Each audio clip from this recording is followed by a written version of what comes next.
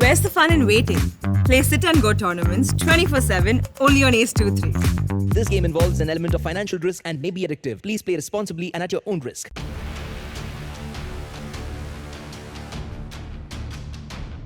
Corona virus की रफ्तार धीमी पड़ती दिख रही है, लेकिन अभी तक ये खत्म नहीं हुई है। अभी भी तीसरी लहर की आशंका जताई जा रही है, तो वहीं दिवाली और अन्य त्योहारों के उत्साह में लोग जानलेवा कोरोना महामारी को भूलकर बाजारों में जमकर खरीदारी करते दिखाई दे रहे हैं। और इस दौरान सरकार द्वारा कोरोना से बचाव के लिए जो गाइडलाइंस बनाई गई थी, उनकी लोग खूब धज्जियां भी उड़ाते देखे जा रहे हैं। बाजारों में उमड़ी भीड़ वाकई डराने वाली है, लेकिन लोगों को इसकी परवाह नहीं है। लोग इस बात को नजरअंदाज कर रहे हैं कि कोविड गाइडलाइन का उल्लंघन एक बार फिर कोरोना संक्रमण के मामलों में इजाफा कर सकता है।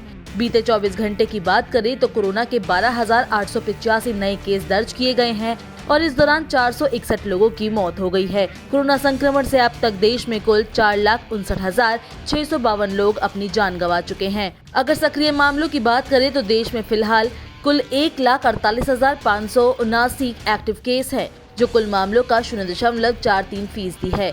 अब तक इस बीमारी से 3,37,12,794 लोग ठीक हो चुके हैं। पिछले 24 घंटे में कुल 15,054 लोग ठीक हुए। देश में रिकवरी रेट 98.23% है, जो मार्च 2020 के बाद से सबसे ज्यादा है।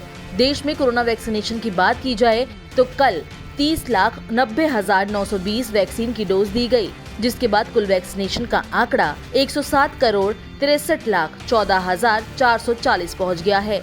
भारत में कोरोना की 100 करोड़ से ज्यादा वैक्सीन की डोज दी जा चुकी है, लेकिन अभी भी पूरी तरह वयस्क आबादी का टीकाकरण नहीं हुआ है।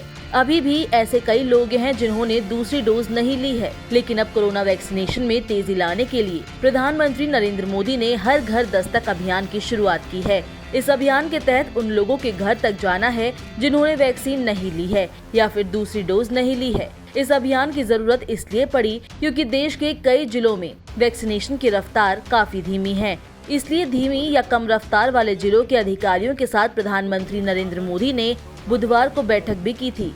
देश में 18 साल से ऊपर के लोगों को कोरोना का टीका दिया जा रहा है। 18 साल से ऊपर की लगभग 94 करोड़ आबादी का वैक्सीनेशन इस साल दिसंबर के अंत तक करने का टारगेट है। ऐसे में केंद्र सरकार वैक्सीनेशन में किसी तरह की ढिलाई नहीं करना चाहती है। वैक्सीनेशन को लेकर हर तरफ जोरों से काम चल रहा है। अब भारतीय दवा कंपनी भारत बायोटेक की कोरोना वैक्सीन को WHO ने EUL यानी इमरजेंसी यूज लिस्टिंग में शामिल कर लिया है।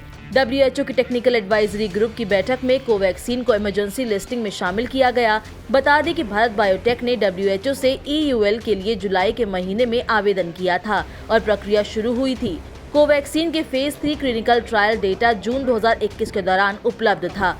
विश्व स्वास्थ्य संगठन द्वारा भारत बायोटेक के कोविड रोधी टीके कोवैक्सीन को आपात उपयोग के लिए मंजूरी मिलने के बाद विदेश मंत्री S जयशंकर ने कहा है कि इससे भारतीय नागरिकों को यात्रा करने में आसानी होगी और टीके की क्षमता में भी इसका योगदान रहेगा। जयशंकर ने कहा कि ये प्रधानमंत्री नरेंद्र मोदी के आत्मनिर्भर भारत के दृष्टिकोण को वैश्विक मान्यता भी है।